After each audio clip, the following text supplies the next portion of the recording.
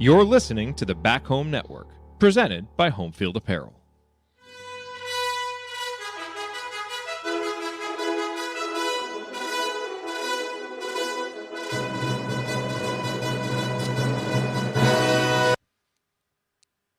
What happened? Oh, the music just stopped. And welcome, Hoosier fans, to another victorious episode of the Assembly Call, as tonight your Indiana Hoosiers bounce back from their very poor performance in Piscataway to come home and beat the Minnesota Golden Gophers 74-62 in a game where the Hoosiers jumped out from the beginning. I mean, looked like they were shot out of a cannon at the start of the game, playing offense with confidence and aggression that we haven't seen, really competing on defense. They built an 11-4 lead at the first media timeout, which actually felt like it could have been more because we missed so many early free throws. But the Hoosiers basically just held that lead for the rest of the game, went into halftime up 10, and then, continued their good play in the second half, getting up by more than 20 at one point to get a very, very big victory that moves the Hoosiers to 12-5, 4-2 in conference play, and obviously a much-needed victory with Tuesday's big game coming against Purdue. I'm your host, Jared Morris, here with Andy Bottoms and the coach, Bob Moats, and we are going to break it all down for you on this edition of the Assembly Call IU postgame show. And we'll start this show the way that we start every show, and that is with our Hoosier Proud banner moment. And for tonight's banner moment, I'm going to go to a two-possession stretch in the second half. Indiana was up 50-35, and I really felt like this stretch was the dagger. Trey Galloway drove right down the right baseline. No one on Minnesota really stepped up to challenge him.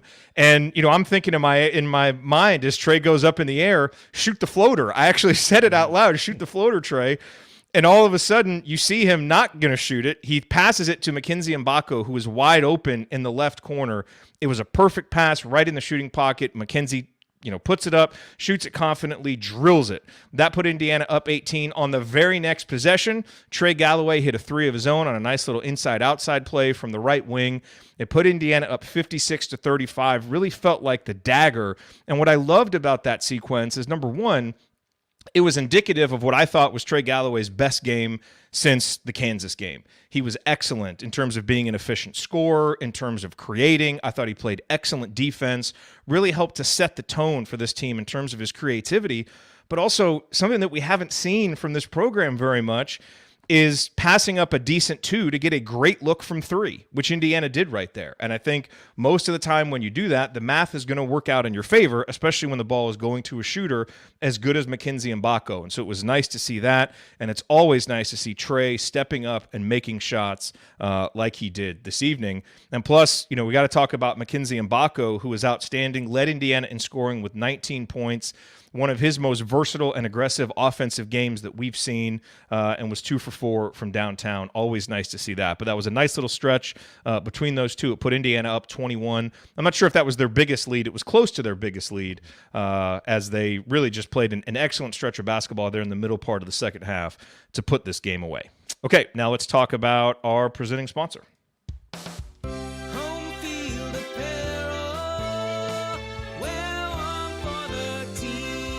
That's right. Our banner moment, as always, brought to you by our friends at Home Field Apparel, now in their 7th season sponsoring the Assembly Call and their 3rd as the presenting sponsor for the Back Home Network.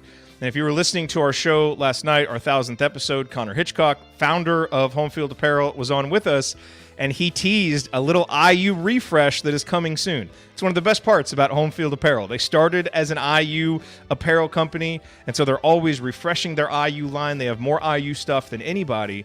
And that's why you really want to follow them on Twitter, or even better, sign up for the text alerts or the app so that when the new IU gear comes out, you can be first to get it, because a lot of times those items are of limited quality. And so if you're not right there ready to go when the stuff is released, you may not get it. And it's not just IU stuff, of course. They have, apparel for colleges and universities all over the nation. And I saw a tweet from them earlier today. I believe they're adding 21 new schools coming up here early in 2024. So keep your eyes on what Home Field is doing. They're always doing new and exciting stuff, and you can save when you use our promo code HOME23 at homefieldapparel.com. That will give you 15% off your first order. Again, promo code HOME23 at homefieldapparel.com.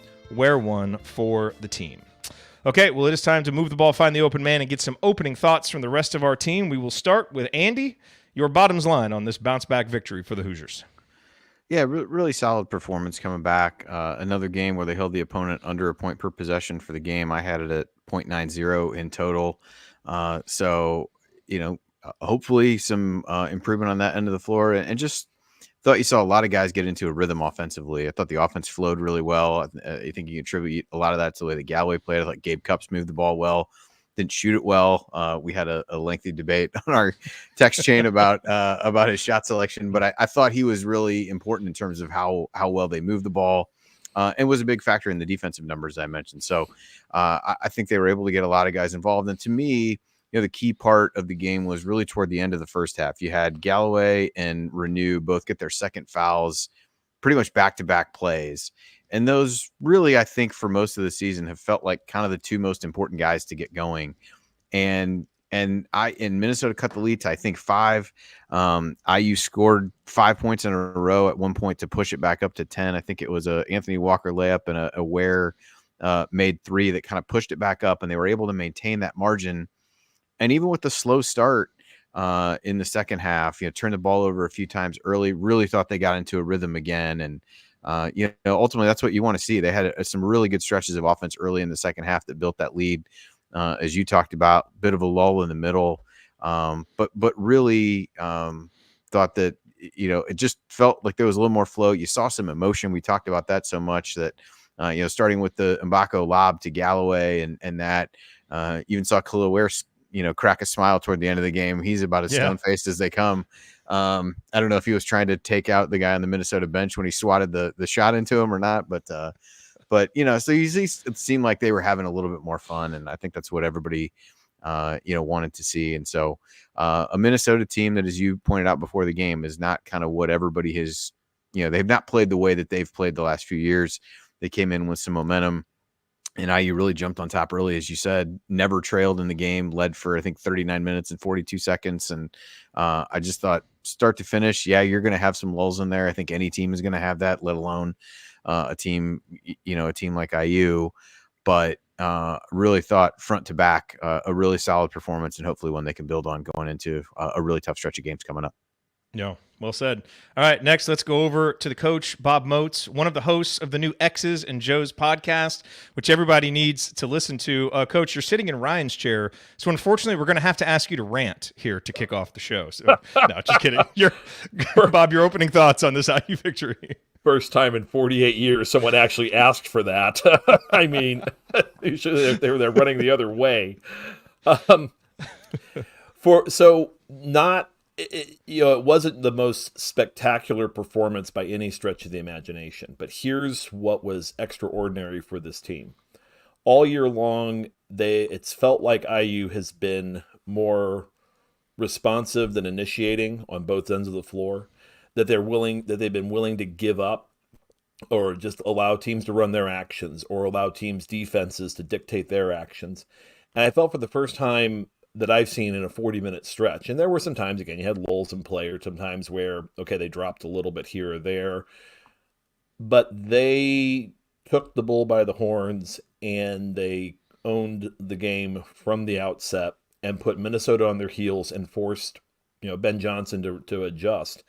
We saw Minnesota play zone tonight against an IU team that was shooting 40% from 3. Okay, warning sign to anybody watching this on Synergy, whether whoever's got the scout for Purdue and the next 4 scouts. If you want to try and pack the lane so you can stop IU's post, go right ahead. You can do that. They're figuring ways through it. It may not always be pretty. It may not always be textbook, but they're getting the ball where it needs to be. Good example, real quick Synergy hit. On post-ups tonight, Indiana had post-up including passes. Indiana had 12, Minnesota had 11. And I think if you looked at this team 2-3 months ago, you would have seen double that. You'd have seen double that number from IU. So we're seeing less post feed, and we're seeing more cutting, seeing more. They actually did pretty well on ball screens tonight comparatively. They set their pace, and when they were playing at a higher pace, you notice they were not only moving the ball, but they were scoring and scoring very, being very effective. Because again, why you don't need to necessarily run a set when the defense is already in flux. And if you're playing in transition or you're getting right into a quick hit set, a quick ball screen, what have you, quick handoff, then you're going to be in much better shape. So I felt like IU did really just from a standpoint of dictating the terms of the game. This was their best performance, and then also not falling like when they stalled out, they didn't collapse. And we've seen more, at least we have an example almost every game this year where IU's had an issue. Their shots aren't falling, what have you, and all of a sudden you're looking at a tie ball game where the other team takes a brief lead before they rally and win, or just the wheels fall completely off. So it's a growth win. I'll take it. Yeah.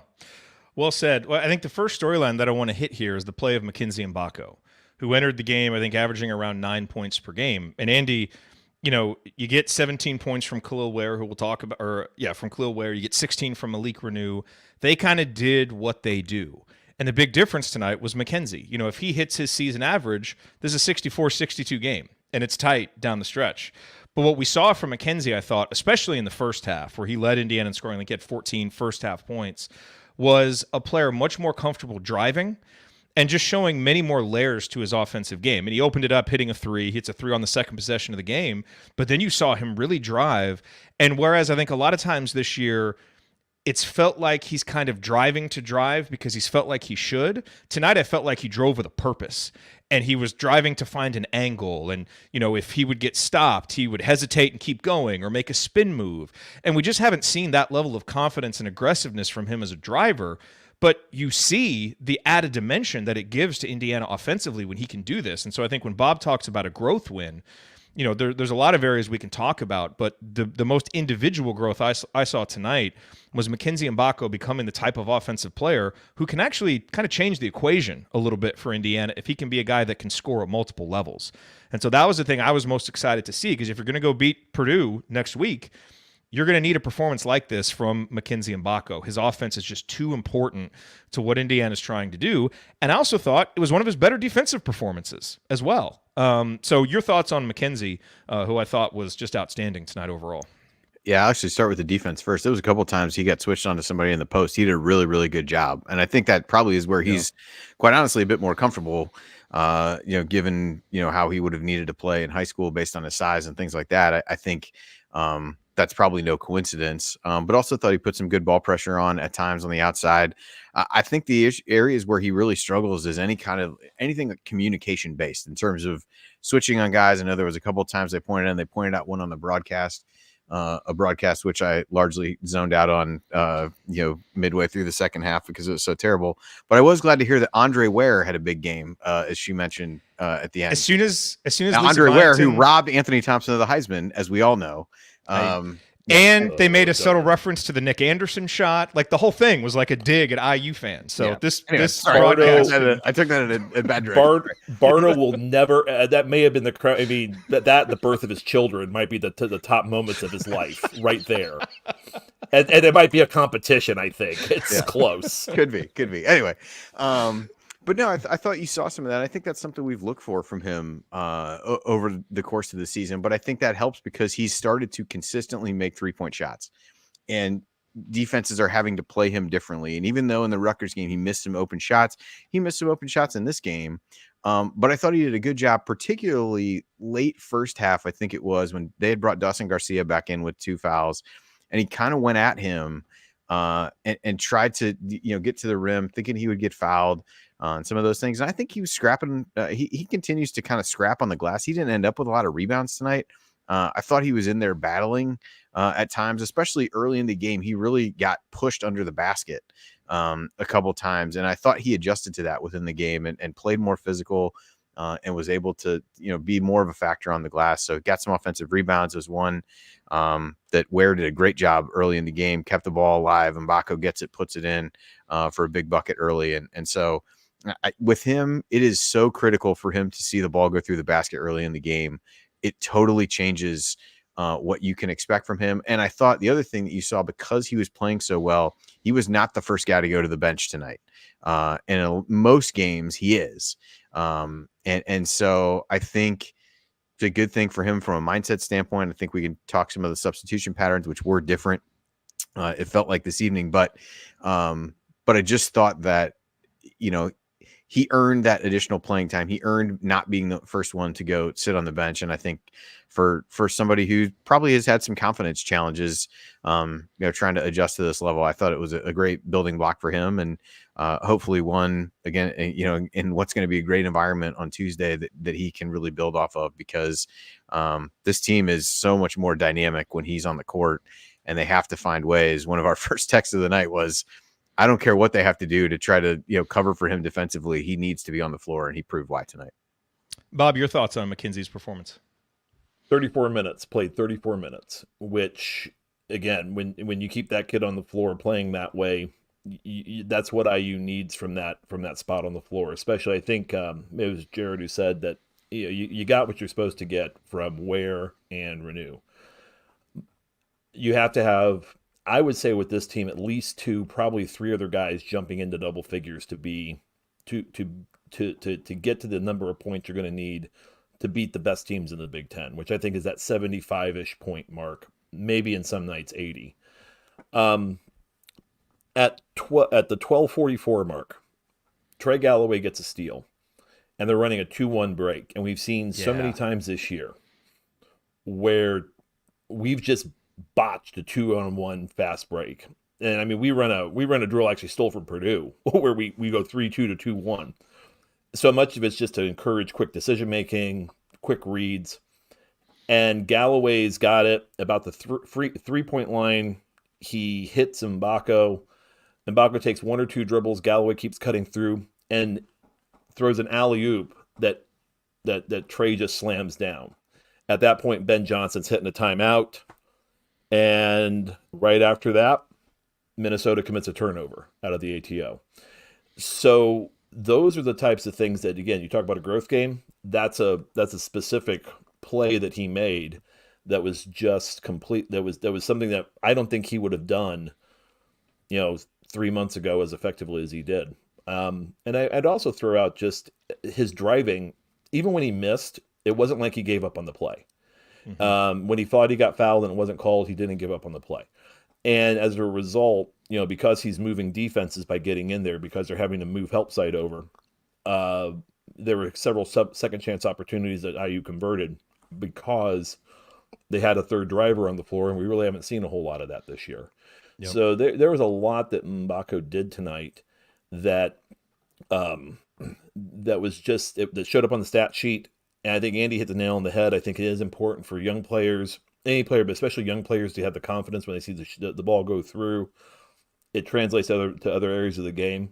The word of caution is he could show up on Tuesday and could have a rough start, and it may be, you never know with younger players. It is something that that a player has to, you have to just be accommodating as a coach and helping them work through it. So I think at the end of the day, you'll take that. And I think he was a key component to this team's win, and I'd like to see more of this coming forward. So let's talk about the other big storyline, which was what happened with the point guard position. Obviously, Xavier Johnson, we were kind of wondering what's going to happen. Is there going to be a suspension after what happened against Rutgers? And nothing was officially announced, but he didn't start. And even when Woodson was explaining this to Fish on the pregame show, he didn't, say it was because of discipline. I think maybe we can surmise that. Looks like his quote coming out after the game. He said in-house stuff, I guess, when talking about that. So I'm assuming that's what he's alluding to. But, Andy, it's so interesting. I mean, Gabe Cupps tonight does not score, goes 0 for 5, and we'll talk about some of his shot selection questions that we have. Only has 1 assist. And yet I thought he was absolutely essential to Indiana winning this game the way that they did, because I thought the defensive tone that he set early on, both he and Trey, really made a big impact. I mean, he was just flying everywhere, getting deflections, making Minnesota uncomfortable. Frankly, it's the kind of stuff Xavier Johnson used to do defensively, and that we just haven't seen from him very much. And we saw that from Gabe. And offensively, even though he's not scoring, and sometimes, he'll take an early 3, off no passes where you're like, Gabe, what are you doing? the ball just seems to move and get to where it needs to go more. And so when you have guys like Malik and Khalil and McKenzie and Trey who are scoring as efficiently as they are tonight, not having that fifth scoring option really doesn't hurt you as much. And, when X was in there, it's hard to kind of assess his play tonight. He was very poor in the first half, made several very questionable passes. They kept him out there late in the game for ball handling and for free throws, and he made a couple of free throws. But just in terms of the body language and some of the things you come to expect from him, you just didn't see a lot of that. And so, I don't know what Indiana is planning on doing, as we look forward to Tuesday. Does X get his starting spot back? Is this going to be, what we're looking at for the new normal? All I know is tonight, it was very clear that Indiana was much better with Gabe Cupps leading the show than Xavier Johnson. And when you get good X, like you did against Ohio State, he can be a huge difference maker. And you might need that guy to beat Purdue. But if he's going to play like he did tonight, you're much better off rolling with Gabe Cupps because everything on both ends just seems to function better. Yeah, I mean, I 100% agree with what you said. For tonight, the team was dramatically better when Cupps was in the game. I think X had some moments defensively, but I thought Cupps really just battled. And, they clearly had the plan to go underneath some of the screens and force Minnesota's point guard to take threes. And he has a really weird looking shot. And, just not squared up at all. Seemed like he was always kind of shooting sideways, whatever. So seemed like the right decision. But I think Cupps is a guy we've talked about over the course of the year that does as good a job as anybody is fighting through screens. He gets the one offensive foul call to Minnesota in the second half. They acted like it was some savvy move that he like grabbed the guy's arm. I'm like, no, the guy never came set and just was like a friggin' bulldozer going through and plowed into Cupps. I was like, that's not a savvy move. That's just a guy on the other team not setting a good screen.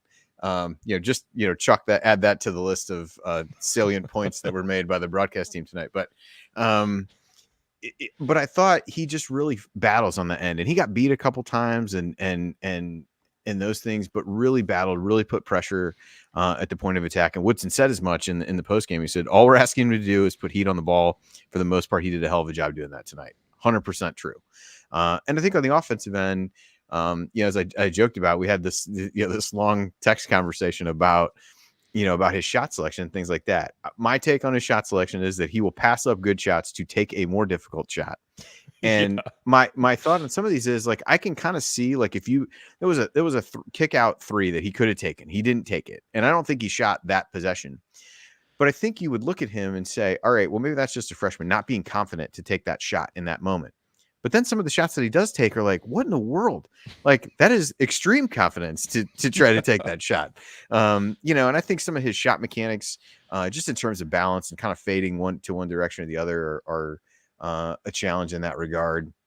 But despite all of that, as you said, everybody else was really playing well. He handled the ball and initiated the offense in a way that allowed Galloway to not have to do that as much, and took some of the burden off of him doing that.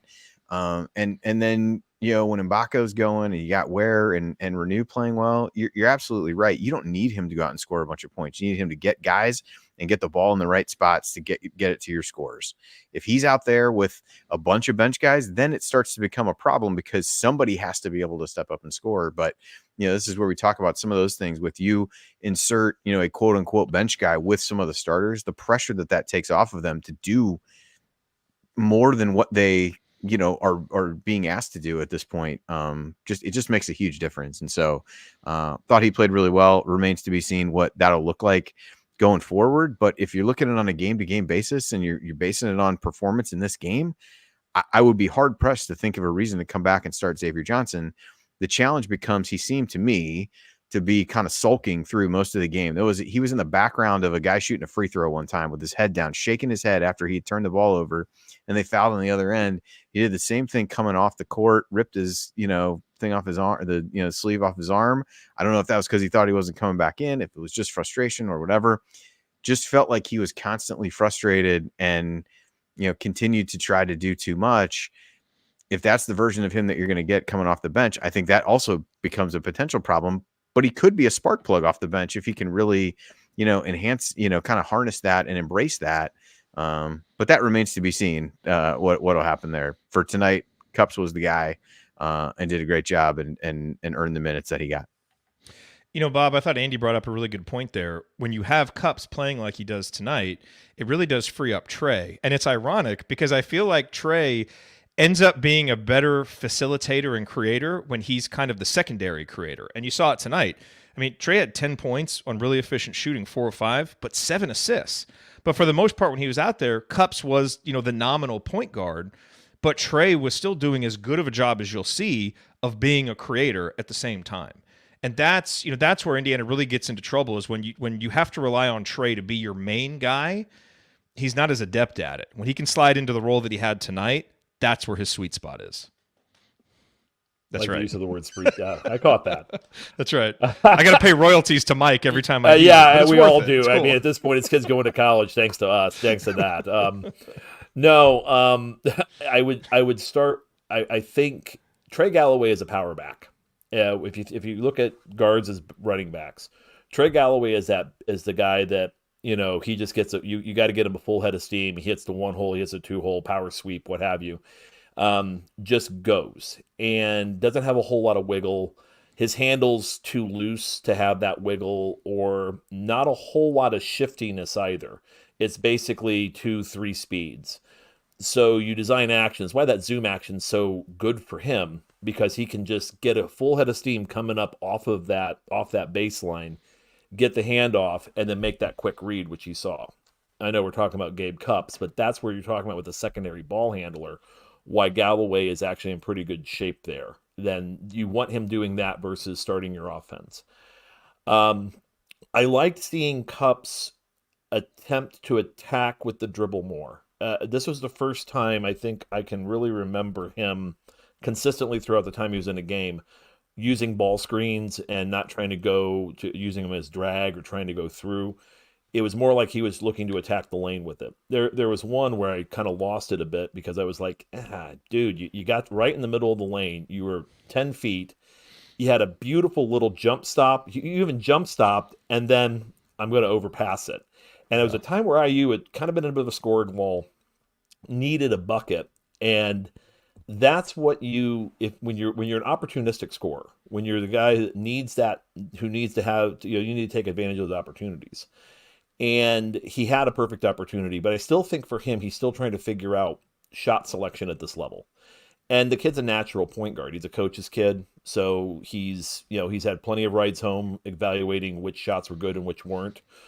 I'm sure sometimes the length, I'm sure they were those are conversations that you learn a lot from. I'm sure that and he's kind of watched that over the years, watching, and playing in that role. So you look at him and I think the other thing he needs to really work on is he's obviously gaining strength. I think he's got a little wiggle. I think he's got a little bit of shiftiness. He's more of a control pitcher, though. He's not going to be somebody who's just going to have massive amounts of speed. He's not like a Boogie Fland who's just going to attack, F1 car acceleration.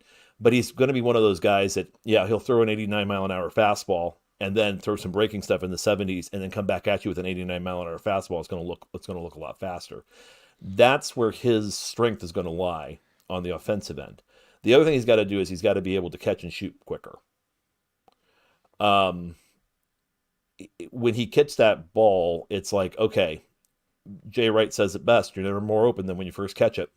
So if he's a little more decisive earlier on that shot selection, it prevents him from, and I'm just going to go ahead and throw out that one that I think drove all of us to fire text messages to everybody we knew, where he kind of pump faked, and then he went into that, I don't know what that baseline jump shot, that baseline pull-up jump shot is that he has. It's like an homage to Keith Smart, I feel like. It just it really it is. And which I respect. Don't get me wrong. I respect it. But and if you hit it in the Superdome for a national championship, dude, I'll put you on the wall. But I mean, I'm thinking that thing needs to be retired pretty quick. It needs to go away.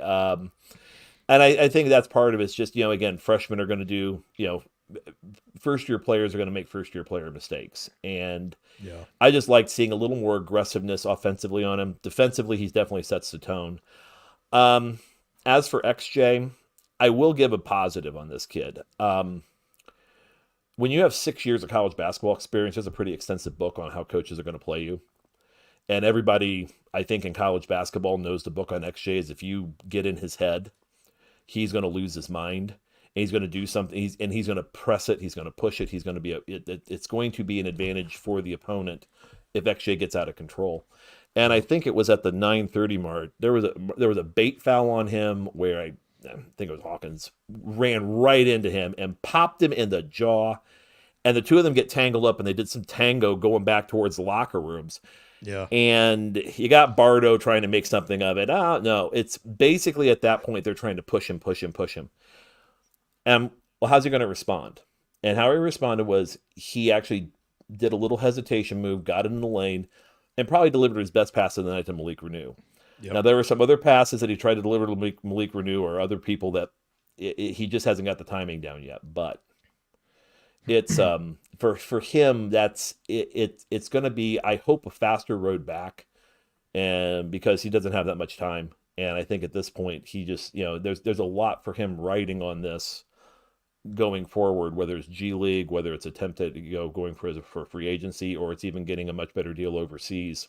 He's got to kind of show in the next few games that he can recover from something like this pretty quickly. Yeah, I agree with you. I thought that was on a rough night for him. I thought that was his best stretch, keeping his composure and doing exactly what you want, because he passed up an open shot on that possession too to drive and get Malik the shot. So that was nice to see. All right, as we finish up segment 1 here, just 2 reminders. Go to assemblycall.com. That is our Substack. Sign up for our newsletter. You can sign up for free. You'll get our weekly 6-Banner Sunday newsletter plus other stuff. If you become a paid subscriber, it's a whole new world of content. Tony's IU Film Room, Coach's Corner, all that stuff. And also make sure that you search for X's and Joe's wherever you listen to podcasts. It's Bob and Mike with some of the smartest college basketball talk that you will find anywhere. So make sure that you check that out. All right, coming up as we continue our breakdown of Indiana's 12-point victory over Minnesota, we'll point out tonight's meaningful moments you might have missed, and then we will go inside the numbers to highlight the most important statistical notes from the game. You're listening to the Assembly Call. Stick with us.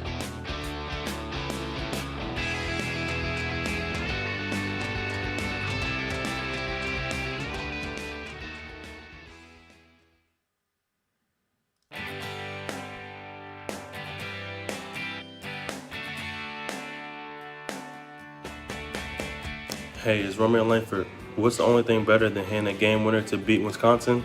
Celebrate it with friends afterwards. Join Jared, Andy, Ryan, and Coach on Assembly Call after every IU basketball game. Go Hoosiers.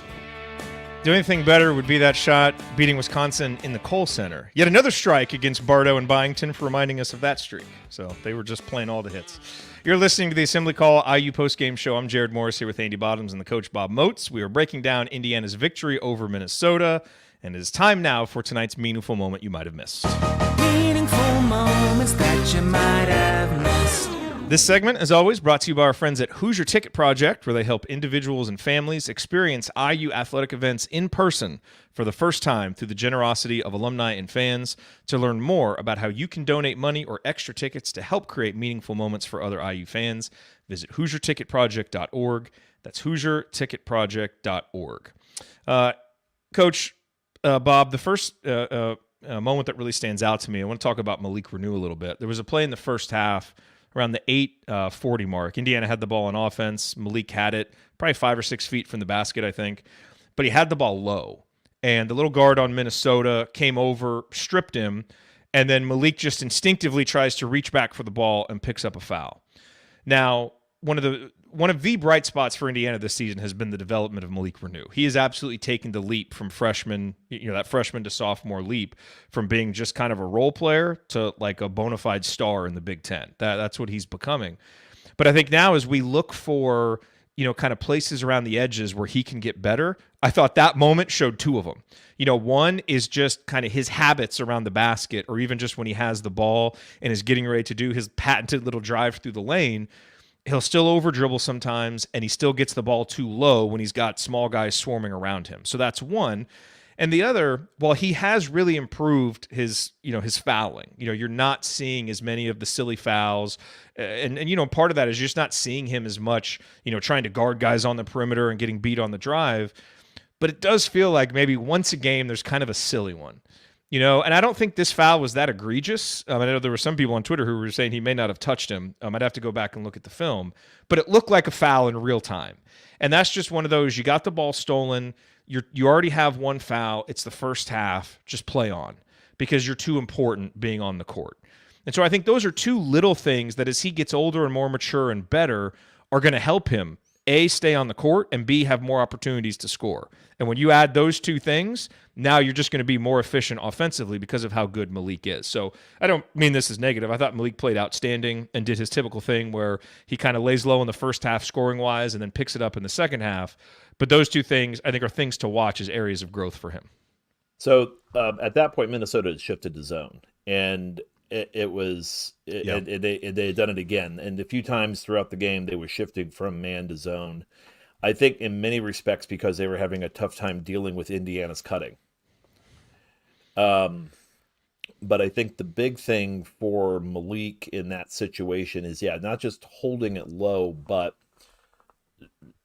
I think for him, and I think Ware has the same problem.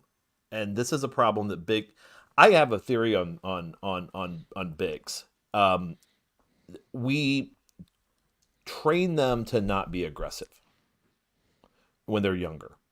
I think as they grow, and you see this on the high school level, you definitely see it elementary, middle school, high school, where now if I get a kid who's about right up to here, 4'8" point guard in the 6th grade, that kid is going to want to go to the rim every single time and take on the biggest kid.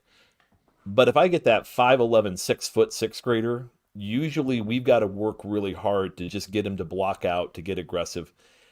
I think a lot of it's just, I don't know. It's something in child psychology. I should probably study this if I ever went back and get my master's in education. I mean, I could probably make some money on a book, but definitely the clinic scene.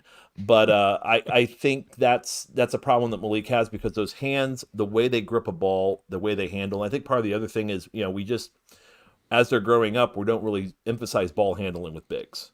And I think as time goes on, something we're doing more and more in my programs and the stuff we're doing, you have to start teaching them to be better ball handlers younger, because what you saw tonight with Renew, get it, chin it, look inside, you've got an option, and then step and go, you've got your look. But he was kind of holding it out there, and it was just too easy, and I think he was just responding to the contact. Yeah. Andy? I thought a couple things. So kind of, the fouls, I thought his first foul was also something that he's prone to do, where he just kind of walks up under a guy while he's shooting, where he's straight up, and he is, but he kind of walks up underneath him. And the thing is, you saw him adjust within the game. He ends the game with 2 fouls, played a clean second half in that regard. And a couple of the things that were really, really good. We had some good buddy ball toward the beginning of the second half. Had a couple nice lobs to Khalil Ware. Really in 2 different situations. They talked about one on the broadcast where, Ware kind of gives him a signal, but there was another one where Ware just kind of almost cut right by him. And then he threw it up to him. I thought that was really good. And then you saw toward the end, this is a great one to have on film. Everybody's used to that lefty hook turn, made one with his right hand, which I think was his last basket of the game. Yeah. And kind of was really was the final basket, I think, that erased any hope that Minnesota might have had to really, really cut it there. So I think you're seeing him get more and more comfortable with different post moves, and him being able to have a counter for people who are going to sit on, his right shoulder and try to make his lefty hook a little bit tougher.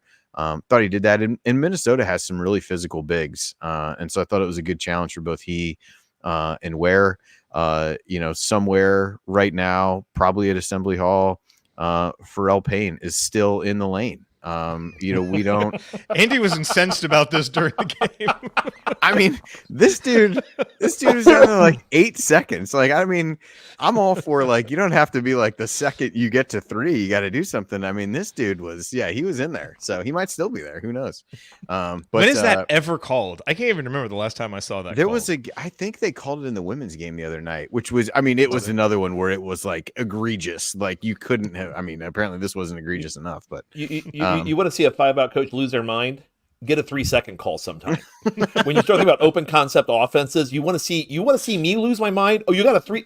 What were you doing down there? Waiting for a pizza? Waiting for Grubhub? What's going on down there? So it's one of those calls. I'm sorry. I just wanted to. No, you're good. But I thought he played well through some of the physicality, and I think some of the size that they have forces him to be a little bit craftier because a lot of times he's not going to jump over somebody. But I thought he still found ways to score and be effective around the basket. And like you said, Jared, as we've really come to expect from him. Some of it was playing time in the first half where he didn't score as many, but he ends up with 14 in the second half on 6 and 9 shooting. Just a really solid game from him. One other moment that stood out, Bob, and it kind of piggybacks on what you were saying about bigs and aggressiveness. The first couple possessions of the second half were really bad by Indiana. I just thought it took us a couple minutes to get into the second half, and we turned it over on both of those possessions, and both those turnovers were by Khalil. And on both of them, he got the ball down near the basket and just hesitated and wouldn't shoot it, especially the second one. I mean, it looked like he was close enough, and there wasn't, I don't know who was guarding him, but it looked like he could just turn around and score, and he was just very reticent to do so, and a little bit weak with the ball. And so Minnesota, took it from him. And they went down and scored. I'm thinking, here we go. I don't like how this looks. But to the team's credit, and especially to Khalil's credit, they turned that around in a flash. And I think it was the next 3 possessions he scored on passes from Malik and Trey. I think Andy mentioned him earlier. But that just kind of goes to your point. You still see that sometimes with Khalil, where he'll get it, and he's not real quick and decisive with that first move, and he's never going to be overly strong with the ball. So a guy like Payne is just more physical than him, and he can get knocked off his spot and lose the ball and all that stuff. But it was really nice then seeing him just go back to his bread and butter. Okay, I'm not going to post up. Let me be a cutter and a rim runner. That's what he needs to do. Do that, step out and make your threes. That's your path to 17 points.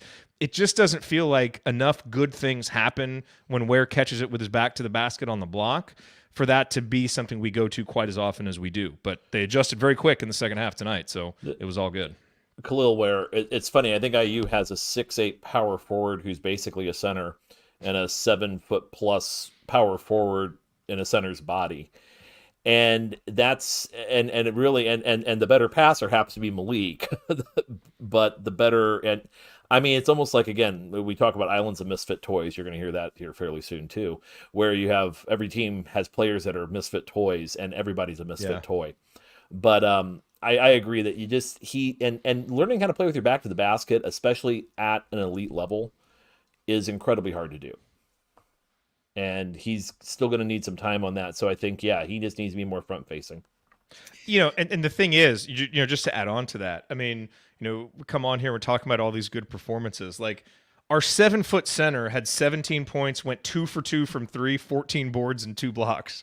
Like, that is ridiculous production, and I feel like sometimes I come on here and I look at the box score after the game. I'm like, dang, Khalil did all that?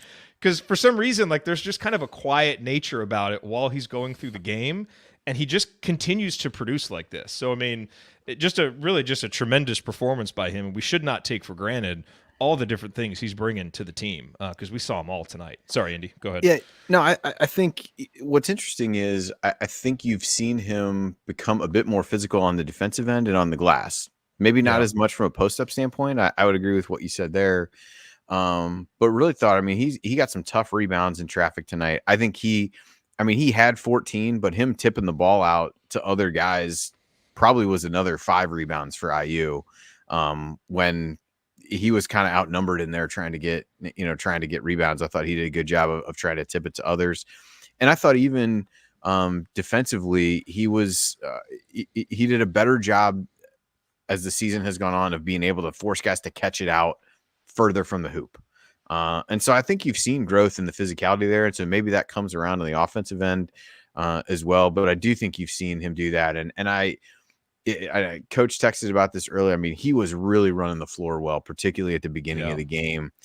He made some comments after that they'd had some tough practices and things like that. And he really seems to be responding to that and, just continues, I feel like, game after game to shed some of the labels that he was saddled with coming out of Oregon in terms of how hard he played and different things like that. It doesn't matter to me what Big Ten team you play, the soft, low motor comments go out the window when you get 17 and 14 against a Big Ten team.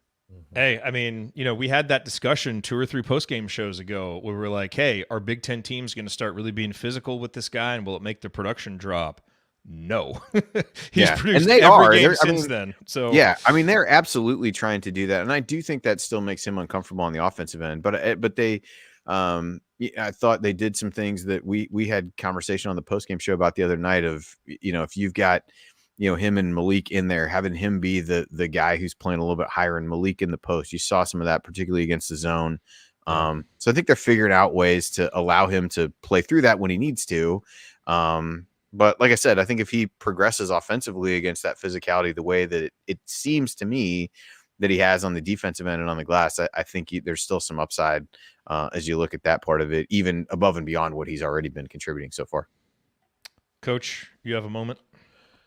So back to the growth win concept here that I keep going back to, and I think at about the 6-minute mark, IU hadn't really, from the under 12 through the under 8, they were at 60. They basically scored, I think, 2, maybe 3 points in this whole area, in this whole span.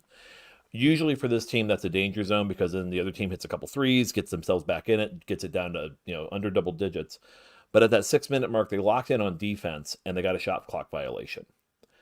And those are the little things I've been looking for from this team, which is, okay, you've hit, and every team, I mean, you look at the team that, Michigan State has, and has always had major offensive lulls. But you're going to have to go through those. And the way that you get through them is that you just defend harder.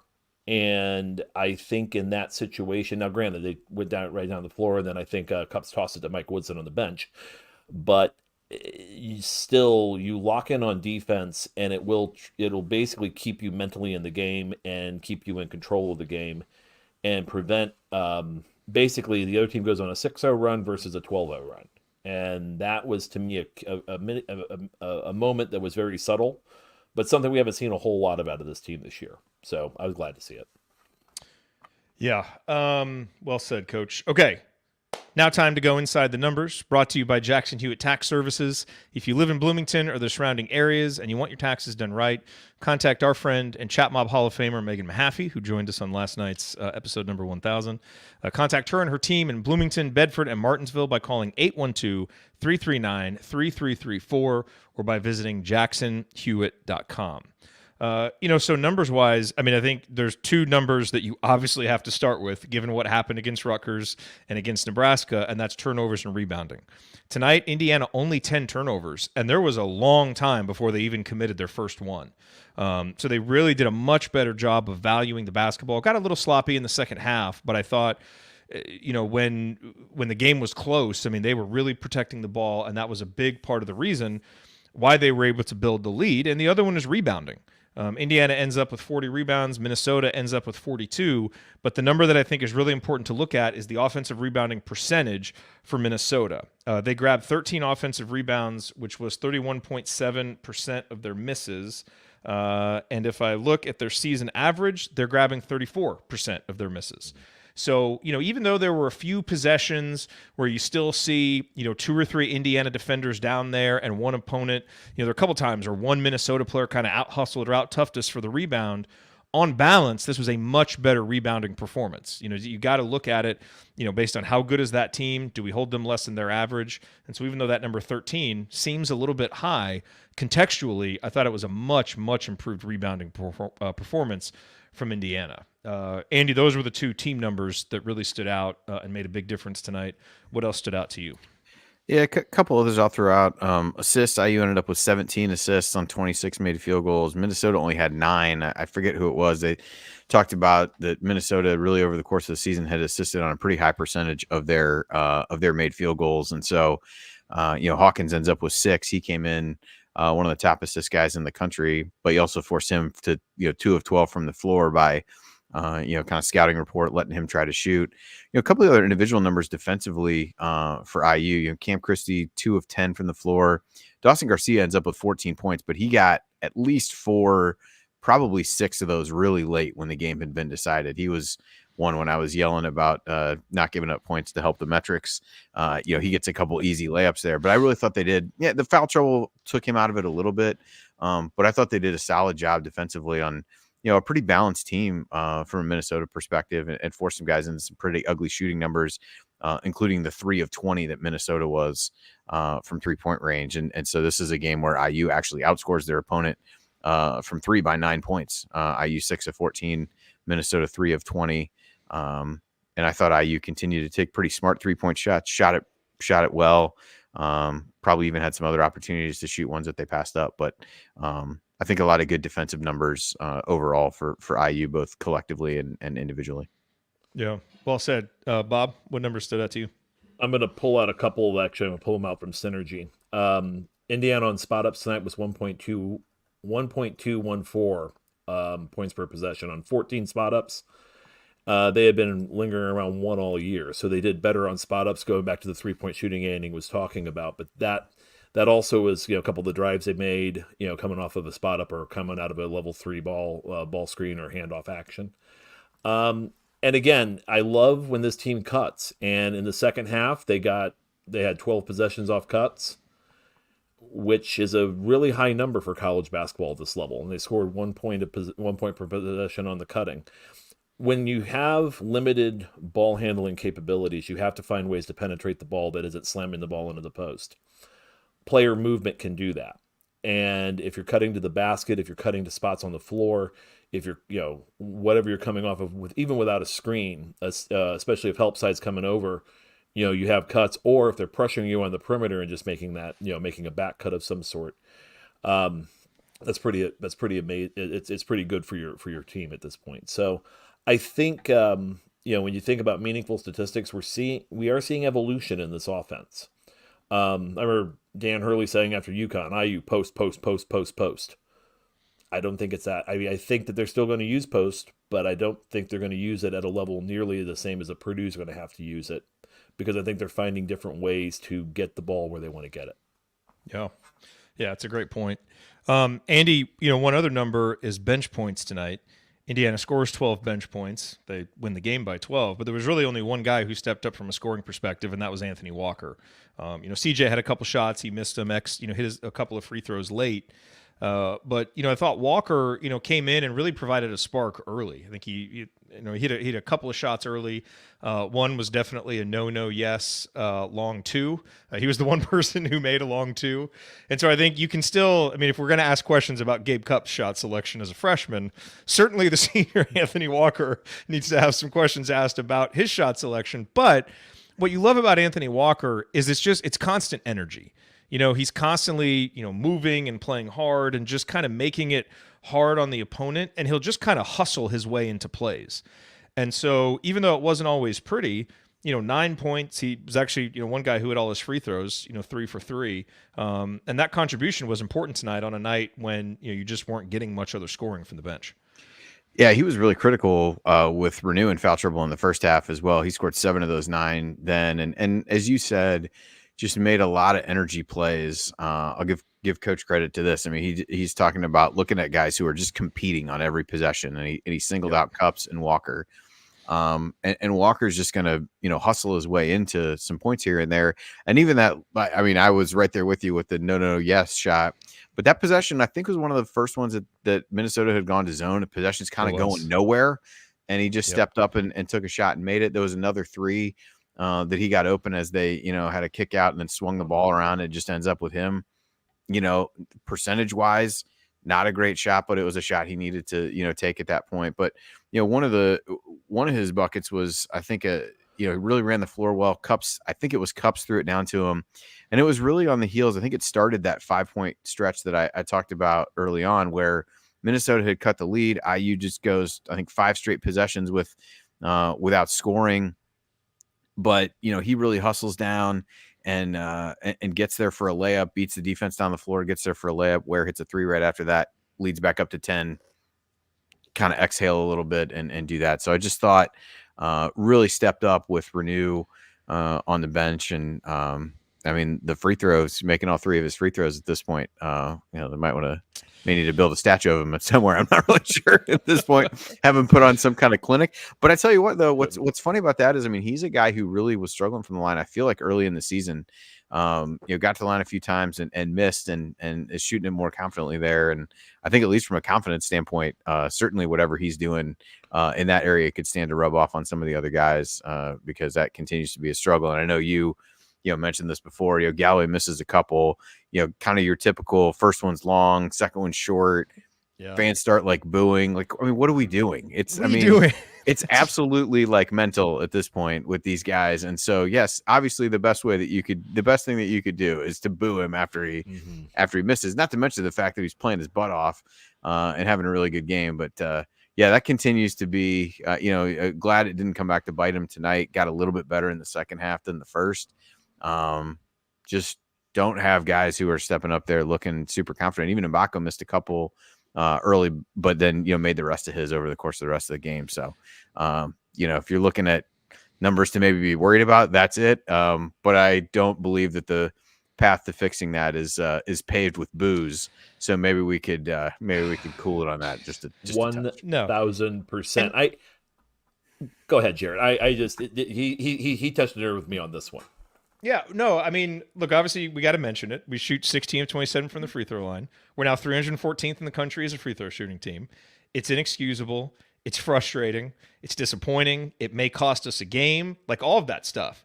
And it's fair to talk about on a post-game show or in message boards or on Twitter in between games.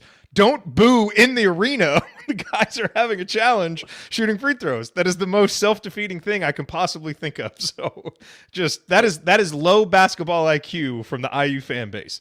Don't do it. There was a moment when Bardo said something, almost threw something at the TV, saying about Indiana fan entitlement, somewhere in the second half. And it's like, but he hears this and it's like, because the people booing are thinking, well, if I were coach of this team, I would get these guys up at 6:00 this morning before they have their Wheaties and their orange juice, and we're going to shoot 200 free throws. And they don't get a chance to get their Wheaties till they hit 190. Yeah. If you don't make them, you'll run until you can't eat supper. Exactly. And I understand that it's a great feeling of nostalgia, may have something to do with the Frisch's Big Boy and gas stations where they pumped your gas for you. But if you're going to have a night where you shoot this badly from the line, this is the night where you want it. Go out and against Purdue, go 25 for 30. And that, now if you do the same thing over and over and over again, that's one thing. But you're getting to the line, that's critical. You could hit more. You should hit more. All that's true. It is frustrating to watch. But yeah, the booing of your own. And especially, again, it wasn't like this team was out there basically just running around in circles. I mean, these guys were playing hard. So yeah, they weren't loafing or anything. No, I mean they're putting everything. They're leaving everything on the floor. They're having they're having their best overall performance they've had all season, at least from a standpoint of just team play. Appreciate it. You pay good money for those seats. You want to boo, sit at home and yell at the dog. Hey, yeah, and look, this fan base is incredible in terms of support for per victory over the last 25 years. There's no fan base better.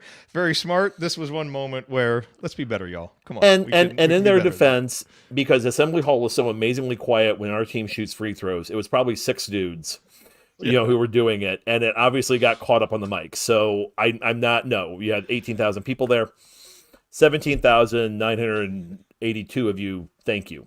Yes, but the others, be better. Yeah. Be better. All right. Coming up on the Assembly Call in our final segment, we are going to hand out our Game Balls and Hoosier Hustle Award. We'll discuss a lingering question or two, and then we'll look ahead to that big game on Tuesday against Purdue. That's next on the Assembly Call. Stick with us.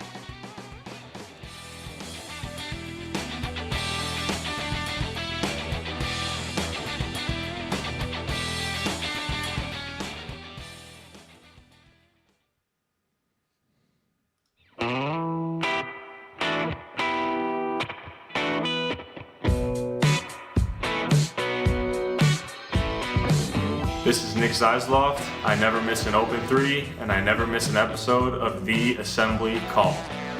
Thank you, Nick. I always like choosing the Zeisloft soundbite for the Minnesota game because I always think about that game up in the barn. Was it 2016 where we just played awful in the first half, and Zaislav saved us by making like 5 threes. I think one of them was kind of like the Cups fading shot where he's just like fading out of bounds and he made it. So always remember that performance by Nick, which was excellent. I'm Jared Morris, here with the coach Bob Moats, Andy Bottoms. We were breaking down Indiana's impressive and growth victory over Minnesota tonight, as Bob referred to it.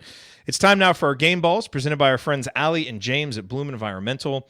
They want to make sure everyone knows about radon, which is a colorless, odorless, radioactive gas that is the leading cause of lung cancer in non-smokers. And according to the EPA, Monroe County and other surrounding counties throughout Indiana are expected to have elevated levels of radon above the action level recommended for mitigation. Contact Bloom Environmental today, mention the assembly call, and you will get a free radon test kit and mitigation estimate. You can learn more at bloomenviro.com. That's bloomenviro.com. And I know folks in the audience have been doing this, so keep it going. Support Allie and James. Go to bloomenviro.com. All right, guys, game balls. Coach Moats, you can lead off. I think game ball's Mbako. Matt gets the game ball tonight for all the things we said earlier, and just again, you don't have the performance you have unless he was doing the things he was doing, especially in the first half, both offensively and defensively. Yeah, good call. Andy, who gets your game ball? Yeah, I'm gonna go the same way, not just because any preseason prognostication I had is heavily invested in Mackenzie Mbako, but anything to help him get his average up to anywhere near where I said it might be, I'll take. But one of the comments that Woodson made after the game, all kidding aside, is it's not just that easy to walk into college basketball and be great. If it was that easy, everybody would be doing it, and kind of went on to talk about that Mackenzie's still working on things, and so. Yeah, I think you've got to figure out ways to have him continue to incrementally get better defensively. But you're going to have to figure out ways to cover for him and look past that, because on a team that is so really reliant on Ware and Renew, you need somebody to stretch things out a little bit. And he's pretty much proven at this point he's the best shooter, has had a lot of near misses, and so his percentage could be a little bit better than what it is. But it's great as you think about being able to put some of the stuff on film that he did tonight, being able to step out and make shots, now showing that drive game. He's not just a one-dimensional. He's going to go stand by the three-point line and do that. And I do think he's battling and playing harder. There's obviously always opportunities to improve, and I think he can hopefully continue to get better on the defensive end. But I think, at least I hope, it's a big game for his confidence, because if you're going to go into this next set of 3 games that IU has looming, you're going to need big performances from him to be able to do that. And Purdue is going to put him through the ringer defensively and put him in positions of conflict and trying to figure out, what decisions he needs to make.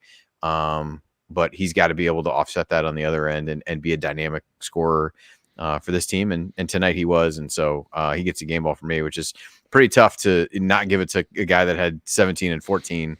But I think his performance was that important because it got them off to such a good start. Yeah, I just found myself really proud of Mackenzie tonight. I just thought this was such a great game for him from a mental standpoint. Really showed a lot of growth on both ends, and I thought it was an excellent primer for his 23-point breakout performance that's to come on Tuesday against Purdue. Just going to throw that out there. But I would give my game ball to Khalil. I think all the points that you made about Mackenzie are excellent, and I agree. And it's kind of a 2-game ball type of night. But, man, when your 7-footer can give you 17, 14 and add 2 assists and 2 blocks to it, that's massive, And I just thought I was really impressed with, just that quick adjustment at the start of the second half, where he turns it over a couple times and then just, comes right back and does what he does best. Malik and Trey found him, and that allowed Indiana to, kind of push that lead back out, which I thought was really important. So Mackenzie gets it, and he is very deserving, but I just wanted to throw in a vote for Khalil there because – as it's one of those things, like, this keeps happening more and more, and you're like, yes, we just expect Khalil to go get 16, 17 points and be in double digits in rebounds. And so we just want to make sure we don't take that for granted, because this guy is just a really good player. He's been everything Indiana could have asked for and more so far this season when he came over from Oregon. And so that's wonderful to continue to see. All right, next up, Hoosier Hustle Award.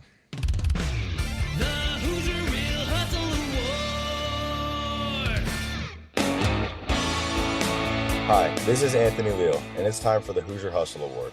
But first, let's talk about my friends at Security Pro 24/7, who provide trusted and reliable security for your event or business. From Bloomington, my hometown, to Evansville, where Coach Calvert Chaney grew up, and everything in between. Just like hustle can't be measured by stats, prevention can't be measured either. Why did that happen again? But it has a huge impact on your bottom line and peace of mind. So let the security pros at Security Pro 24/7 help you prevent a bad outcome today. Visit securitypro247.com to learn more. That's securitypro247.com. And tell them Anthony Leo sent you. All right. Thank you, Anthony. Okay, Hustle Award time. Andy, you lead off. Boy, this is a tough one as well. I'm gonna That's go. how it should be. Hustle Award should always be a tough one. I will say that is true. I'm gonna go with Khalil for this one. I was down to him and Galloway. To me, this is about a guy really working hard, and I thought that Ware worked really hard on the glass. I just continue to be impressed with how much he's improved in that area from a physicality standpoint. Obviously, he has physical tools that allow him to elevate over others. Like the one pass he caught in the first half, like how in the world he got his hand on it. Now he didn't convert the shot, but I was like, I'm sure this pass is going to sail out of bounds, and he just rises up and gets it. But thought he worked really hard on that end, ran the floor well. So I'll give it to him. Galloway was the other guy that I talked about, who I'm sure will probably get somebody's vote at least. So I won't steal anybody's thunder on that, but I'll go with Khalil. I thought it was close between the two of them, so I'll give him the nod. That's good. I think you could probably make a reasonable argument for 4 or 5 guys for this, which is a big part of the reason why this was Indiana's best performance of the season. I mean, yeah, absolutely. I mean, I think you could pick Cups, you could pick Walker. I think you've got. I think those would probably be your 4 at this point. But yeah, you're 100% right. Coach, I was going to say if we ever gave one for a team award, tonight would be the night to do it. Because again, I think everybody did something in that and consistently did something in that area. The temptation to go with Ware is pretty cute, because not only did he hustle, not only did he do stuff on the offensive end of the glass. Remember how much we loved Dawson Garcia 4 years ago when we're praying that he showed up to Indiana in IU uniform? I do recall. Owned him in that first half. You take basically cut the head off of Minnesota, put them in a scramble mode. In spite of that, I'm going to go ahead and go with the Galloway, the Galloway move on this, because I think all night long when IU needed a spark, a guy to be in the right place, right time to play opportunistically, Trey Galloway was that guy, helping with a key defensive stop. I think a big reason why IU held a pretty good 3-point shooting team to 3 of 20 from 3 was because Galloway got off the nail, got out there, and one of them they hit, he was basically right there, and they could have been called roommates. They were living so close, so he was there all night long. So I'll go with Trey Galloway. Some key rebounds at some key times, some key blockouts, little things like that he just kept doing all night long. Yeah, love it when there's just so many guys that we could choose from. And Andy, I thought you made great points on Khalil Ware. And I think, Gabe Cupps definitely deserves some mention here, as we talked about, just for really setting the tone. But Trey gets it for me. He finishes with 10 points, 3 boards, 7 assists, and 4 steals. And a lot of those steals were really big and got Indiana going in the other direction. But it was just, it's great to see Trey playing like this. That he knows what's coming on Tuesday. He's been a guy who's always stepped up for the rivalry games, and so this was just a nice little primer for him as well to round into form. But there are some games where you need a little bit more scoring from Trey. And tonight you didn't, and so his 10 points were passable, and it was nice to see him not force anything. Getting 10 points on 5 field goal attempts for Trey Galloway is outstanding. Because you get rid of some of those times where it feels like he's kind of just trying to force something because someone needs to do something, but it ends up being a very low percentage shot. He didn't have to do any of that tonight. And so I think what you saw tonight is Trey Galloway playing the role he should play. And when McKenzie scores like this, he bumps Trey down one spot in terms of having to score, and now Trey can do all the other stuff. And, Bob, like you said, kind of be just that power back, that can just drive through the defense and make things happen. And so you saw his hustle and hard play also be combined with efficient, smart basketball tonight. And he's a really good player when he does that. And I think he's a really good player more often when he's playing the role that's conducive to his skills. And he was able to do that tonight, which was excellent to see. Well, and I think we touched on this a little bit earlier, but just him not having to bring the ball up the court. With Gabe being able to do some of that and give him a little bit of a break in that, because last year when Hood-Schifino, if he got in foul trouble, Trey's bringing the ball up the court, doing all this, like the more that you're piling on him, and I think we've talked so many times about he's trying to do, 3 different people's jobs and things like that. And I think it seems like a little thing, but it's something that, him not having to be that, primary initiator of the offense is good. And the steals was a big one as well. He made some really good reads on what Minnesota was doing and got in passing lanes and did a really nice job in that regard too. All right. So lingering questions. Look, I think there's an obvious lingering question, and that is, what do you do with Xavier Johnson? My thought on this right now, and Coach Moats will kick this to you first. My thought is, based on what we've seen from X since he's come back from injury, which is bad game, good game, bad game, and then whatever you want to classify tonight as. I certainly don't think it was a good game, did make a few plays, but, overall, when you see some of that body language and some of those things, it leaves you feeling a little bit uneasy. I think with where he is right now, and obviously, Mike Woodson's going to continue to play him as he did tonight, I would keep him on the bench right now. And essentially treat him like a bench guy where, okay, we're going to give you minutes in the first half. If you're playing well, then I'll ride you in the second half, like I do with other guys. And maybe you kind of become the de facto starting point guard in the second half if it's one of your good nights. But if not, then maybe you only get 12 to 13 minutes and you're there to spell Gabe, and that's it. Because I think right now, what we need from X is a 6-year point guard, and what we're getting, there's a huge gulf between those two things. And so I think you can't just start him just because he's the 6-year guy and just because he's a captain. His play has to warrant it. And so with him being so up and down, he kind of fits the profile of bench guy that you roll in, and he might be a difference maker one night and play 28 minutes, and another night maybe he plays 8 minutes because he just doesn't have it. And until he earns the trust back, I think that's a fair role for him to have. What say you? 96 hours is a long time. There's a lot that can happen in 96 hours, and that can be good, bad, or ugly. And I think part of this is, and this is where Mike Woodson, anymore, when I talk to coaches about coaching, we'll talk set. No, we don't really talk sets. We talk flow on offense more times than not. How's the ball getting, or defensive schemes, or, all those types of things, or, player decision making. But when we really talk about coaching, we talk about personnel management. How do you handle your players? And the longer I've stayed in this, and the longer, and I don't care what level you are, because the difference sometimes between 12 and 24 is some facial hair and a driver's license and the ability to buy beer. You see some similar things from the kid that I'd be coaching in XJ. One thing I think I liked about Mike Woodson tonight with him was he pulled him out after something, rips his thing off, and then as soon as he could, the next opportunity got him back in. I think Woodson knows that he's just got to figure out now how to push the right buttons. And the question's up to Xavier Johnson. How are you gonna respond to this?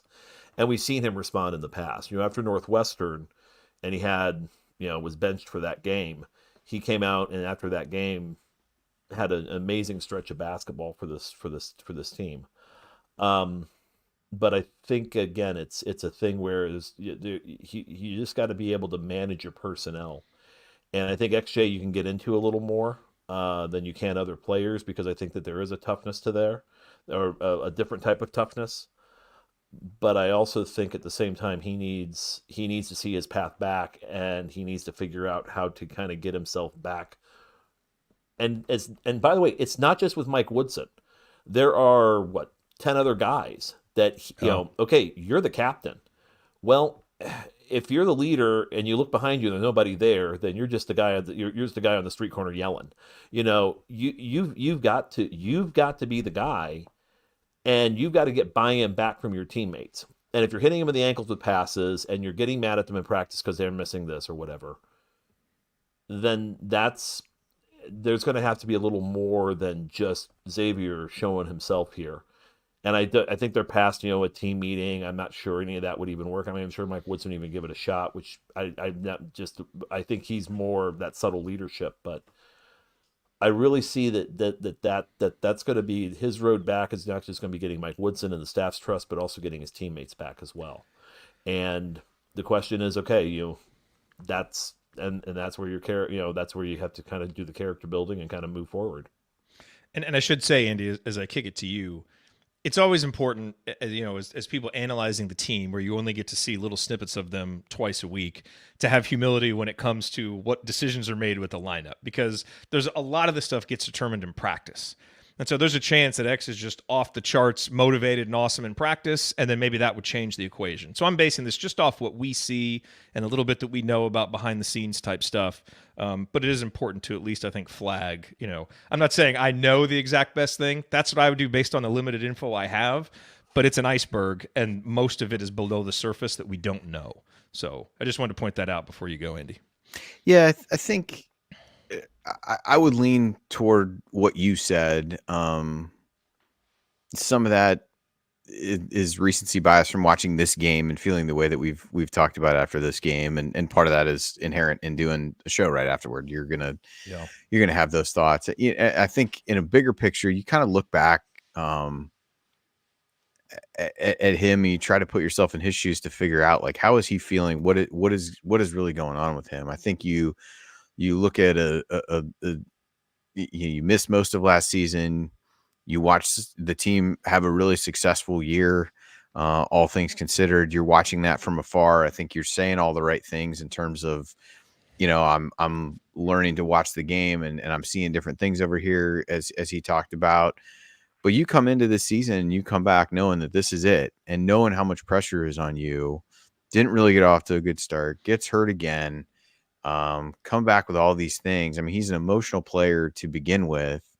And so he's one that I think you're constantly, from a coaching perspective, trying to figure out how to keep him between the lines, but not take away the things that make him impactful. And I think his first year with IU, you saw they got to that sweet spot at the end of the year. There were rocky roads to get there, and they got to, that, they got to that point with him, and he never got a chance to get to that point last year. And he hasn't gotten to that point this year, partly because of the injuries. You've got a lot of new pieces. And so I think he's just struggling to figure out how to fit into all that. And I think what's hard is, he can sit back and watch and say, probably see the same things that we are, is the flow of things looks better with him not out there right now. And I think if you kind of look at what he's done in similar situations over the past, whether it's in game or whatever, like, he's one who's more likely to push the issue and try to do it. And I don't think he is really able to, like, ratchet it down and try to figure out how to just be a part of that right now. I think he can get there. I think we saw him get there a couple years ago. And so that's why Coach Woodson makes a lot more money than we do to try to figure out what the right way is to get him on that path and get him back into that place. Because, ultimately, for as good as we can say the team looked without him tonight, if this team's going to reach its ceiling, the same things hold true that we talked about at the beginning of the season. He has to play well. He has to be a key factor. He has to be a distributor, really push the pace and do some of those things. And so it's just a matter of how you can get him back there. And I think as you spin ahead of these next few games, like, these are tough games in tough environments against tough teams. How, is that the greatest situation for him to get in that sweet spot when he's already going to be naturally amped up? So, we'll find out. That could be a great thing, for him. Maybe the emotion and the energy of the crowd really helps him focus on some of those things.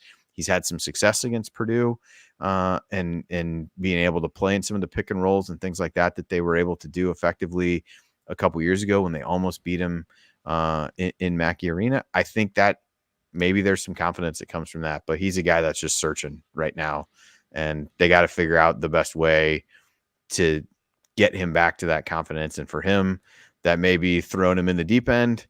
I'm not really sure that that's true. I'm not sure that's what Woodson is really, prepared to do at this point, or finding some path to easing him back in that is something like what you said, or maybe something a little bit different. TJD must be doing something awesome because everyone in the chat mob is talking about him. So The last time TJD highlights apparently. I looked a minute ago. He was. I guess it's a little bit different now. He's played 15 minutes and has 13 points in there, plus 19 when he was on the court. Jeez. He's I think a incredible. minute ago I looked. He played 12 minutes and was plus 20. So He's so good. You know. So good. All right. Well, the other lingering question is what team are we going to see on Tuesday? And what does this team need to do? Yeah, I know. Okay. I know. Although, okay, we say that. We say we don't know. No. But I think the one thing we kind of know about this team is in important games at Assembly Hall, they have stepped up. They did it against Kansas. They did it against Ohio State. They did it tonight. Now, they didn't against, the Armies in the Florida Gulf Coast, but perhaps when there is a name brand on the jersey, and especially your rival, I think we have seen from this team that when they dig down deep and they're focused and they do the right things, they can be pretty good and they can compete with good teams. So I actually feel relatively confident that we're going to see that group.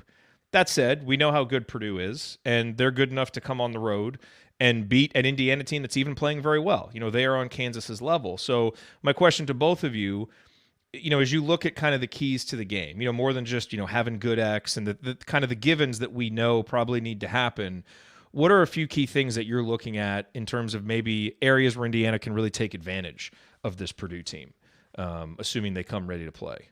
Coach, do you have any in mind off the top of your head? So the three things, three quick points. Two of them are defensively, one of them offensively. The first defensive point is you got to get into Purdue early and pressure. You can't let ED establish position. You can't let them just run their sets because they're so set reliant. They're so system reliant. They're not great creators. It's either we get something off the set or we pump it into Zach and we try to figure out how to get something out of a read and react situation based on the doubles. So that's the first thing, is that you got to disrupt them, got to disrupt the passing lanes, extend pressure as much as you can throughout the game. I would love to see them, if and this is where having an engaged XJ is essential, because you put Gabe Cupps and Braden Smith's a heck of a point guard. He's again very good, very shifty, very crafty. But if you can just disrupt their flow and their timing on their offense, and also because on paper you match up very well against them, and you also have to make sure you're covering either Trey Kaufman, Caleb First, or Mason Gillis. They're three guys who also should be playing point guard based on what they were promised in recruiting. That's just such an easy dig. So yeah, that's your first area. The second thing is you got to vary coverage on Zach Edey. I would say there's times where I think Khalil Ware could would confront him. This could also be a game where you see Peyton Sparks just go in there and club him a few times just because.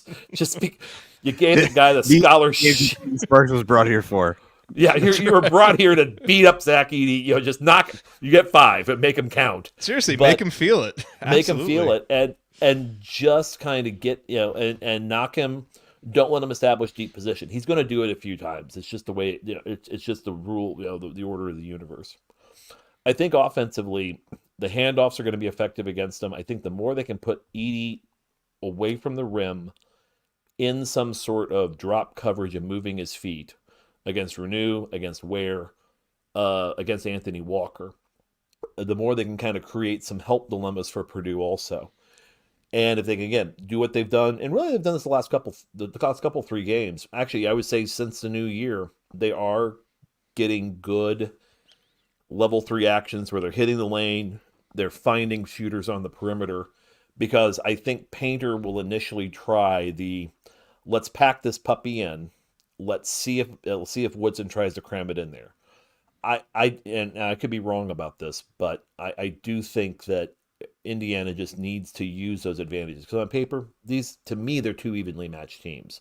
You look at the tail of the tape, you look at all the potential things there. They actually match up pretty well. But I think at the in the end, it's, again, it always comes down to execution. It always comes down to who puts the orange thing through the orange thing more times than the other guy. It's an easy game, that sort of stuff. But it's really, I think for IU, they're going to have to they're going to have to do what they did tonight, which is they're going to set the tone. If they let Purdue set the tone, they're going to walk out losing by 20 on their home court, and it's going to be and it's going to be a rough 3 days after. Yeah, Andy.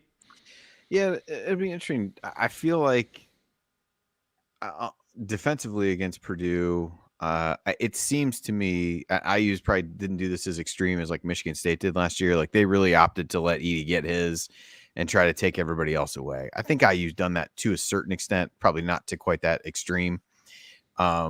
Nebraska, on the other hand, did essentially the opposite. They tried to take him out of the game, basically picked a guy that they were going to, try to make beat them over the course of the game, but did as good a job as anybody of really kind of taking him out of it. So, I don't know that IU is going to vary what they did against him defensively dramatically over what they've done over the last couple of years. I think they've got bodies to throw at him to try to make him earn it. I think, the same IU can't fall victim to some of the same things that they've had issues with defensively. They've got to figure out ways to not give up easy baskets on offensive rebounds.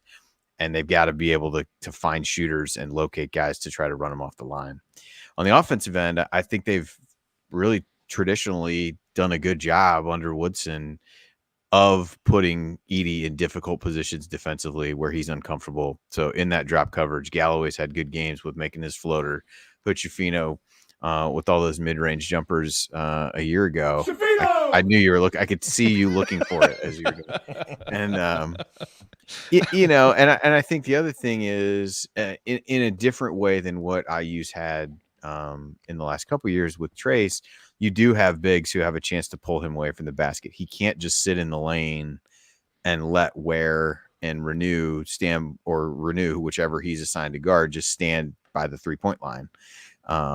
Because those guys have proven that they can make shots from there. So I think that's a positive and puts another dilemma on him defensively. I think that's really what you have to do. And you do need Xavier Johnson to be able to step up in this game. I think his speed could be a difference in the game.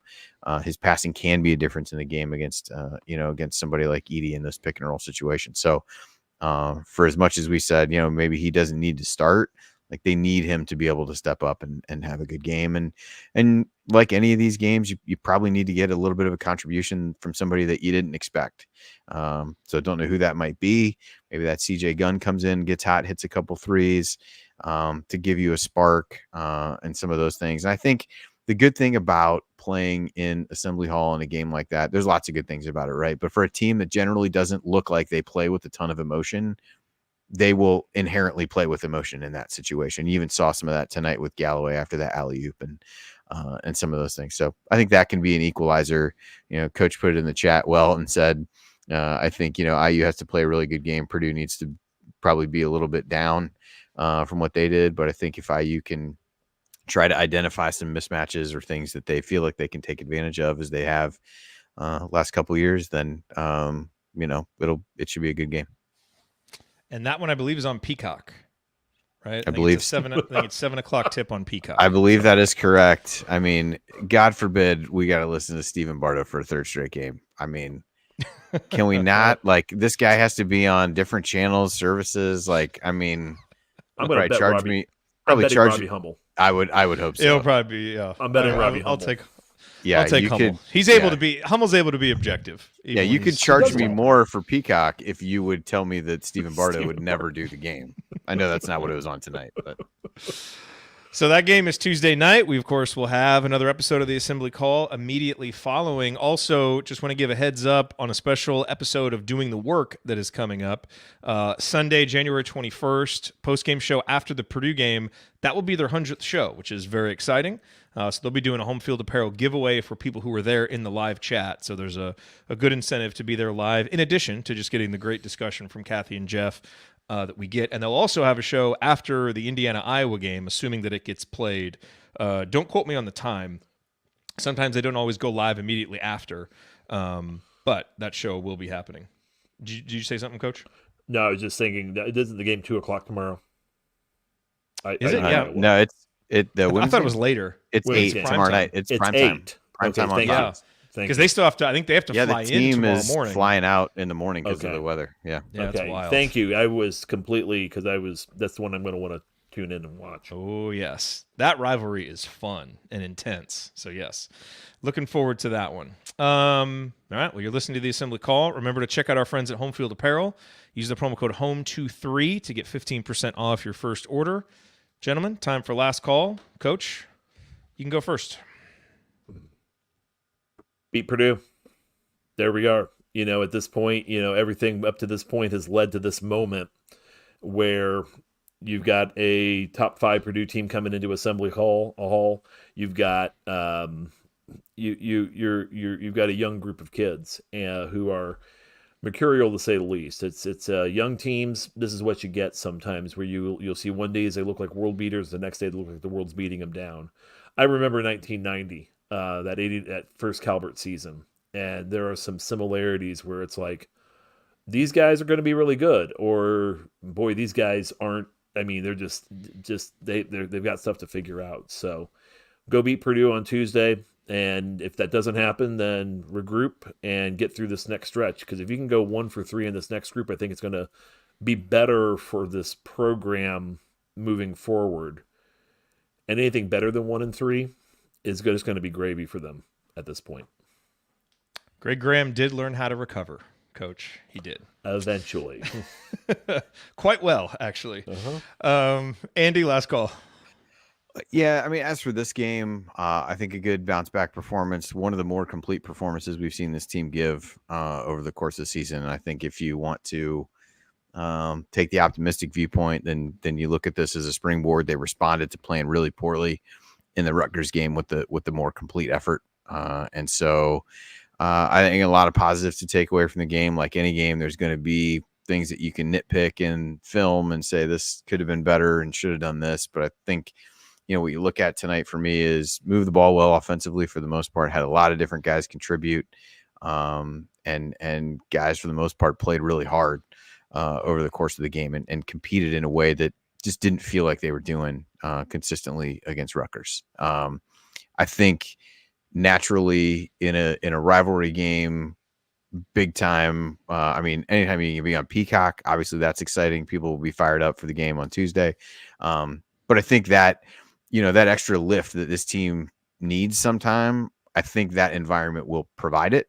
And if you look at the bigger picture from a tournament standpoint and all those things, I know I use not on anybody's bubble watch and not whatever, like these next few games are the kinds of games. I'm not saying you need to go 3-0. These are the kinds of games that move the needle and get you back closer to that conversation.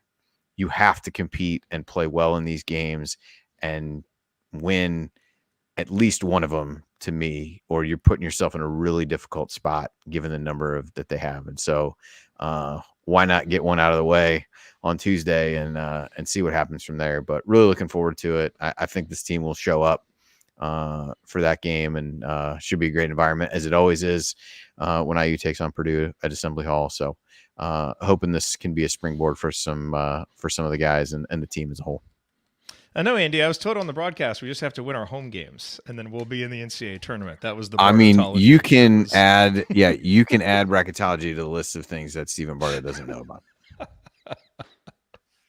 Just one oh day. Man, but I'm proud of the team tonight. This Minnesota team, I know there was kind of this perception of them coming into the season because of how bad they were last year that they were going to be awful again. I mean, I think they were unanimously chosen to be in the basement, and people really didn't expect much from them. And this Minnesota team has played well. They've gone on the road and won. They've won at home. They were winning 7 in a row coming in. And so I think for Indiana to bounce back from a loss like Rutgers, hear all the noise that they've had, be dealing with all the things that they've been dealing with, and kind of having these questions surrounding their point guard, to come out and take it to that team and dominate them for 40 minutes and deliver your best performance. This is a really good night for Indiana. And hopefully it's a stepping stone, to better things to come. But I think, what nights like tonight really help do, and I started thinking about this as we talk about, why should we have confidence that Indiana is going to come out and play well at home? Because this team has done it, and I heard on some different Indiana podcasts. I think they talked about it on Podcast on the Brink. Zach and Mike talked about it on Mind Your Banners. What is the identity of this team right now? What is the identity of this program? And admittedly, it's a bit of a flimsy answer right now. It feels a bit like a program that's searching for that identity.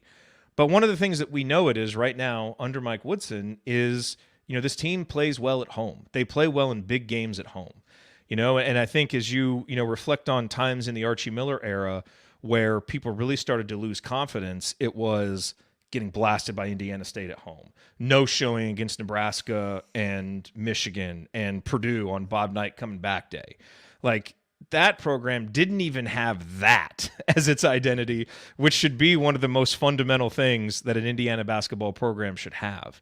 And so for all the questions and the consternations and the struggles and the disappointments, many of them fair and reasonable, I think, as you kind of look through things that have happened this season, there are still some core things about an Indiana basketball program that have been rebuilt and that this program is still standing on. And so, we saw that tonight with this team really coming out and playing well. And I hope and expect that we will see it again on Tuesday because for all the questions that there may be, Mike Woodson broke the streak against Purdue. He has a winning record against Purdue, and this team has certainly stepped up at home and played well against Purdue. And I expect that we will see more of the same Tuesday night. And I think it's so much easier to have faith in that and confidence in that and excitement for that game after seeing the way that they played tonight. Big confidence builder. Now let's carry it into Tuesday. All right, well, that is going to do it for us on this edition of the Assembly Call. If you ever want to see us do the show live and be part of the live chat, make sure that you subscribe to our YouTube channel, youtube.com/assemblycall. And don't forget to go to assemblycall.com and join our free email newsletter. Special thank you to Bob Thompson for everything, including the music that you hear on the show. Special thanks to John Ringer of Rig Design for designing our logo. Thank you for listening. We'll be back Tuesday night to talk IU hoops again with you. Until then. Take it from me, Rob Hennessy. Keep your eyes on the rim and your elbows in. Go Hoosiers. All right, I got to get out of here, folks. Thank you. Thank you. Thanks for coming out. Here I come, Mrs. Stansoni. All right. Good game. Good night. Good show. Thanks for joining us, Coach. Oh, my pleasure to have you here. Yeah, really. Yeah, I appreciate being there. It's finally good to see Andy face to face on over a computer screen. I know where I'm on it. So glad we did that. This is true. Yeah, I just well, we're still kind of here on kind of the time where people are a little logging off. It's funny we talk about identity. I think we all kind of knew we were talking about the year 3 thing, and by this point you're supposed to have it figured out, but because of the way that Woodson comes in and inherits the Miller team and basically fulfills the Archie Miller destiny of getting to the tournament. Well, now you have this hodgepodge sort of weird gumbo of a team that's been accumulated, and I think they're still trying to figure some things out on, okay, so what do you do with 2 4s and a 5 and 2 guards that are power backs? There's a lot of this where I think that, and I think it's funny because all the predictions I think I was looking at earlier in the season, all the things that had to happen for this team to even be where they are now record-wise, they haven't happened. Most of them just have not happened. And it's like from certain player developments to certain schematic things, it's just been, and they're finding ways of getting wins. That's a plus. But I mean, it's just, I think that it's going to be interesting to see where they are mid-March versus where they are now and who they are. Yep. Just want to see it look like they're starting to figure it out for a few games in a row as opposed to one. But that's the next step. Well, that would be a good time to start. Yeah, Tuesday would be delightful time to start. So, yeah. How would you rank the next 3 games in terms of likelihood of Indiana winning?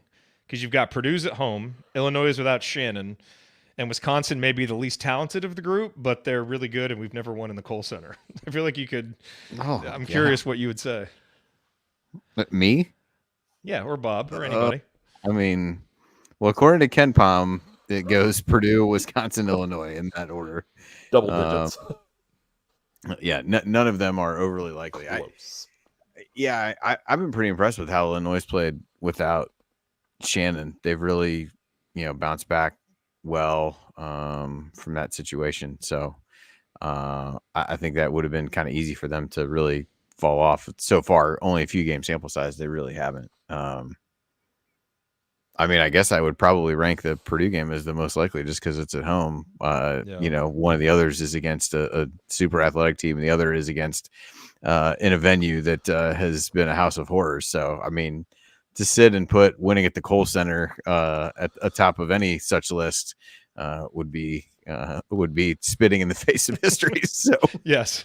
Don't tempt fate with that. yeah, absolutely. We're properly humbled, Cole Center. We're not worthy all those things. Just we get it. We've had enough. We're good. But, yes, Uncle. yeah. So Yeah. I don't know. We'll see. That's the one plus of going to like a 74 team Big Ten is that we may only have to go there once every decade. That would be unbelievably awesome. Yeah, that would be nice. Ecstatic. But yeah.